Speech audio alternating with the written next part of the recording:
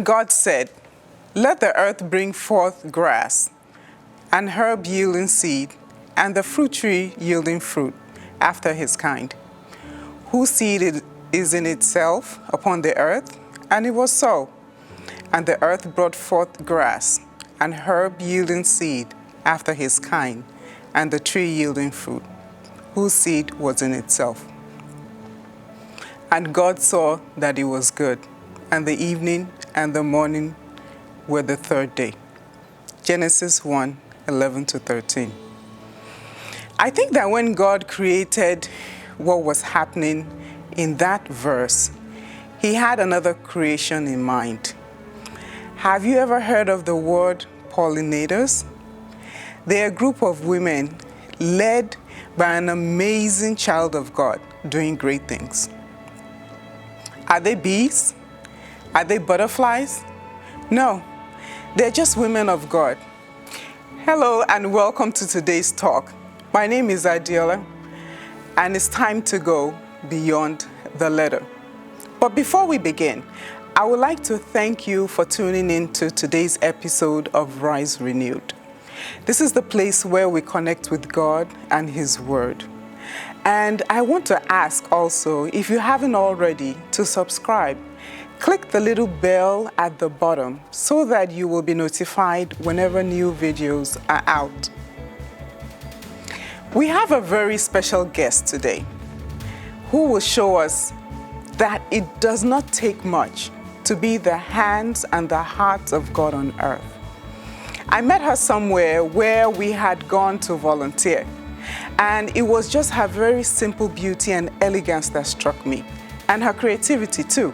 And on hindsight, I can now see how what she's going to talk about today came to be.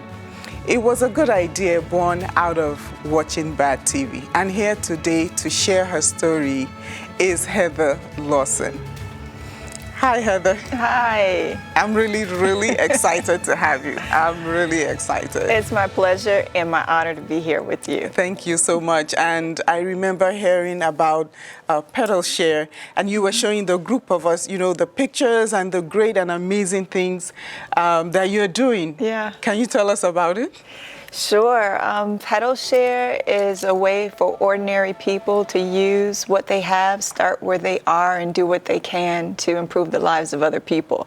So in essence, what we do at Petal Share is we take flowers that have been used at special events. You can think about weddings and corporate events, even embassy parties. And instead of allowing those flowers to go into the trash at the end of the event, myself and our volunteers, who we call pollinators, swoop in, we rescue the flowers, and then we rearrange them into smaller bouquets, and we bring them to places like nursing homes and hospitals and homeless shelters, basically anywhere where folks could use a smile.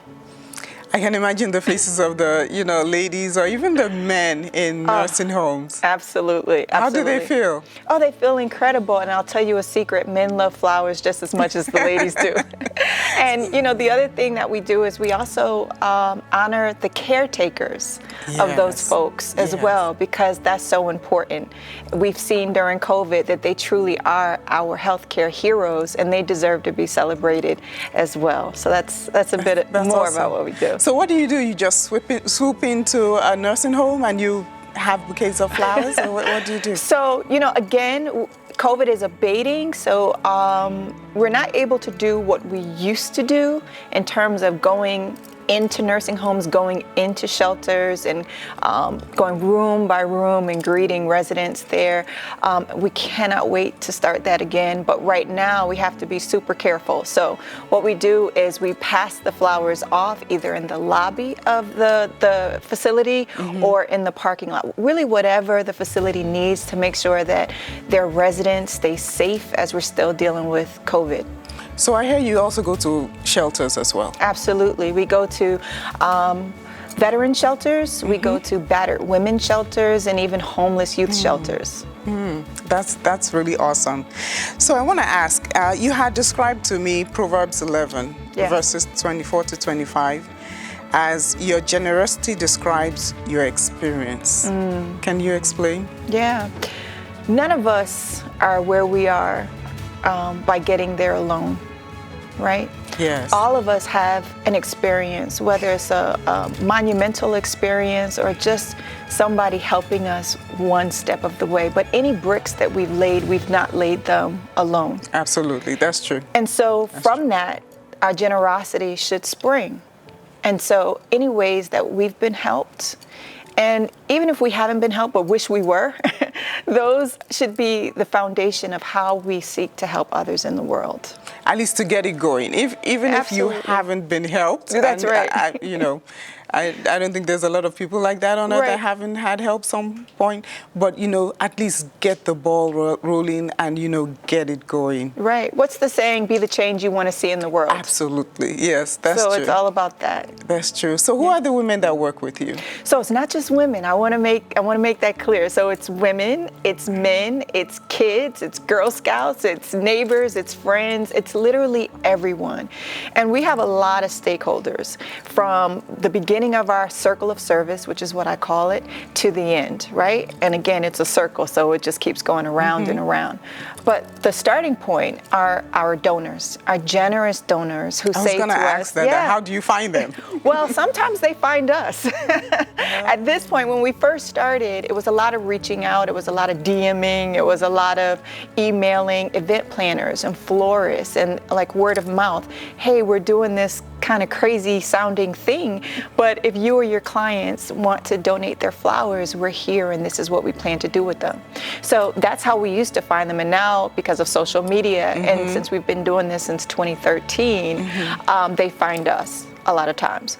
But the first step in our circle is our generous donors, people who are getting married or having events, who know that they're using flowers and understand that the time, the money, the love, the effort, and the expense that goes into those flowers shouldn't be wasted. Away. Exactly. So there's them, and then we have the folks in the middle who we call our pollinators, and those are our volunteers who come out with us to rescue the flowers, who work with us to rearrange them and then share them. And then of course we also have the end users, our stakeholders on the back end, who are the recipients of the bouquets, and the activities directors who make sure that there's people there who can help us. And it just continues to go round and around. On and on. I like how you named every section into something. So the donors are called what? Well, no, they're all our stakeholders. And for me, they're all a part of our circle of service. And I say that it's a circle of service because everyone gives something and everyone receives something. Yes. So our donors, they give their flowers, right? And our volunteers, they give of their time and their effort. Yes. And their goodwill in helping us to share the flowers and rearrange them. And of course, we all give something, right? We give the flowers to our recipients.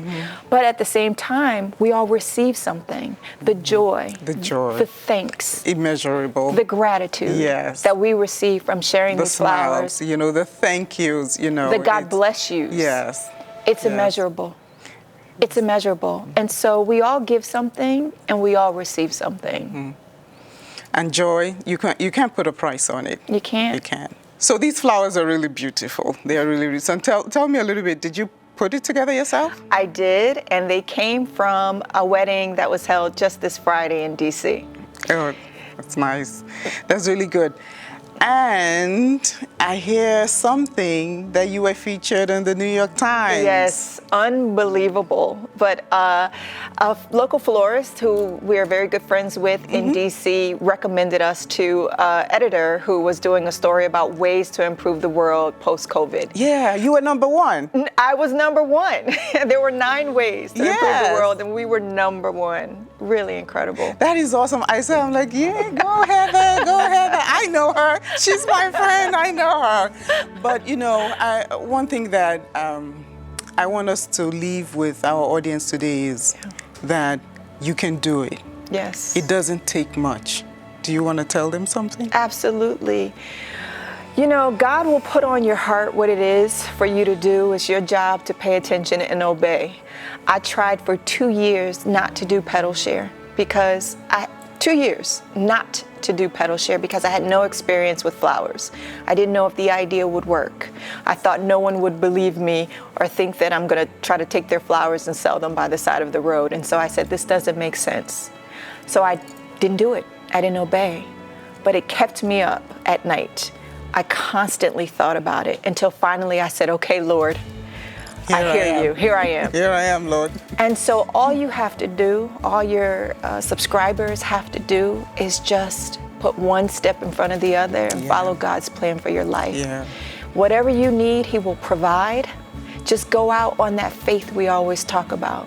What is there for you is there for you, and you can do it. You don't need much. Start where you are, use what you have, do what you can. Do what you do, and the rest will open up. It will. Thank you so much, Heather. Thank you. I'm happy you were here. I'm so happy to be here. Thank you.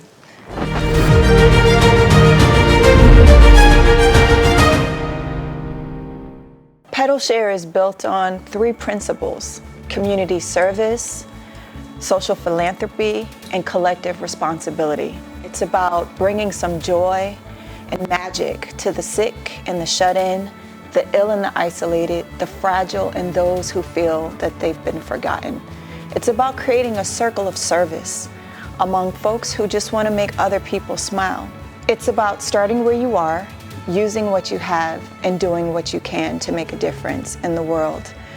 Christ said, the harvest is plenty, but the workers are few. I'm so excited to be on today's show with Adiola. She shows us that there are servant leaders in the world who are willing to do the work of the Lord. And I'm just so happy that I can be here to be a part of this program. And hopefully together we can encourage you to become servant leaders and do what you can to make a difference in your community. Thank you so much.